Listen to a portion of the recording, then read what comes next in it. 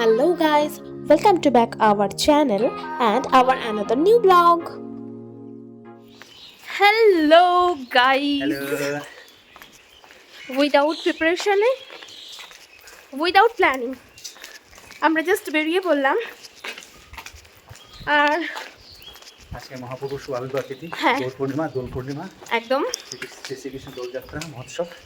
আজকে আমরা হঠাৎ করে কোনো প্ল্যান ছাড়া উইদাউট প্ল্যান একদম বেরিয়ে পড়লাম মায়াপুর। বলছি এখন মায়াপুর সব লাগেজপত্র দিয়ে হালকা শট লাগিয়ে নিয়েছি, একদম যাচ্ছি ভগবান মহাপ্রভুর শ্রীচরণে আজকে তার মহা অভিষেক দর্শন করতে। মায়াপুর ধাম, মায়াপুর জি মায়াপুর ধাম কি জয়, মহাপ্রভু কি জয়। চলো বাকিটা আগে দেখাবো। তারা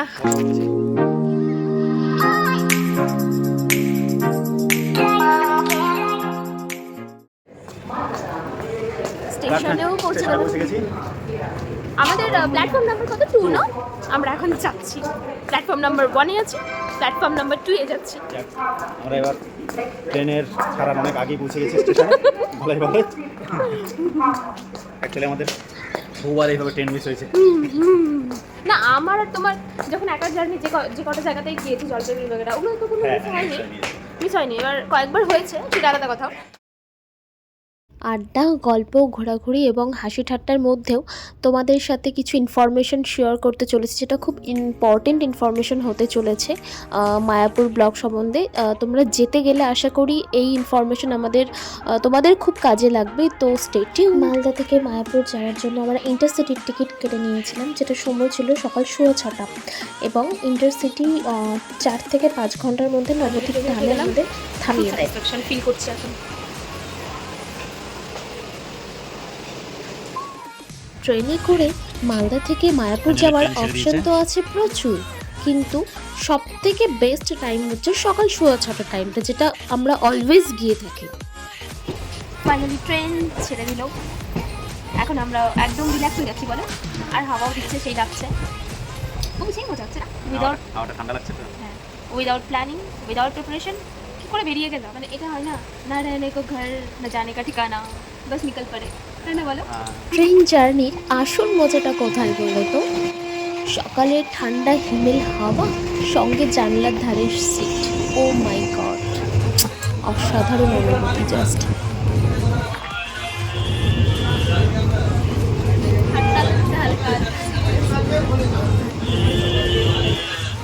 আচ্ছা বলে দিই, ট্রেনের ভাড়া ছিল আমাদের 105 টাকা প্রতিজন। কেন তুমি এত চুপচাপ কেন? ঘুম হয়নি বলে ছেলে টায়ার, কি অবস্থা।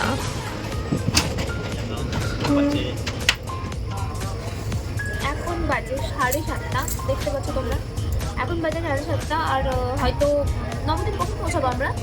10:30। 10:30, মানে অনেকটাই, এখনও প্রায় 3 ঘন্টার ফারাক রয়েছে। ওয়েট করছি। আর ওয়েদার নর্মাল দিনের থেকে ঠান্ডা আজকে, যেটা হয় না ন্যাচারালি।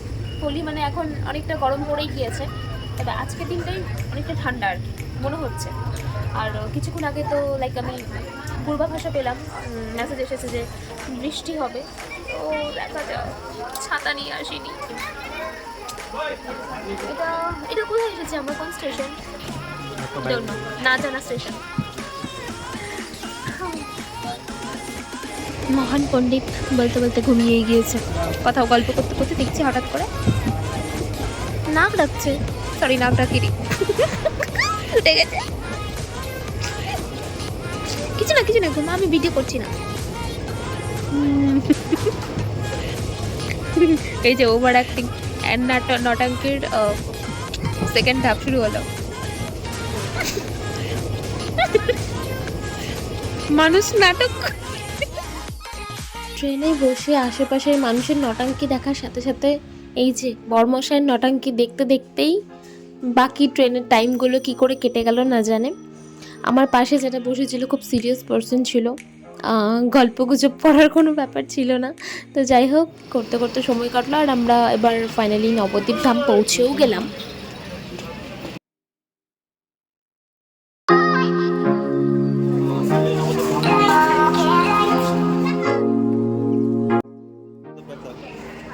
আমরা তাহলে নবদ্বীপ ধাম ধাম ফাইনালি পৌঁছেই গেলাম, রাইট? একদম। কেমন লাগছে? খুব ভালো লাগছে, সেই দারুণ, খুব সুন্দর। কিন্তু আমার এখন প্রচন্ড ঘুম পাচ্ছে। গঙ্গাতে ডুবকি মারলে, গঙ্গাতে ডুবকি মারবে সব ভালো লাগবে। ঠিক, চলো বাকিটা দেখতে থাকো তোমরা। আমরা এবার নবদ্বীপ ধাম স্টেশন থেকে বেরোলাম। আমরা ফাইনালি চলেই আসলাম এখন নবদ্বীপ ধাম থেকে মায়াপুর ঘাটের দিকে পৌঁছাচ্ছি। সুন্দর ওয়েদার করেছে, খুবই ভালো লাগছে। আচ্ছা, তোমাদের কি বলে রাখি, নবদ্বীপ ধাম স্টেশন থেকে নবদ্বীপ ধাম ঘাটের দিকে যেতে টোটো ভাড়া জনপ্রতি মাত্র 15 থেকে 20 টাকা করে নেয়। কিন্তু আমার জীবনে এই প্রথম দেখা এত ভিড়। এতবার এসেছি গিয়েছি, এত ভিড় কোনোদিনও চোখে পড়েনি। ঠেলাঠেলি ফেলাফেলির মধ্যে ফাইনালি আমরা লঞ্চে উঠে গেলাম। নবদ্বীপ ঘাট পার হয়ে এবার মায়াপুর ঘাটে যাচ্ছি, নৌকাতে লঞ্চে করে।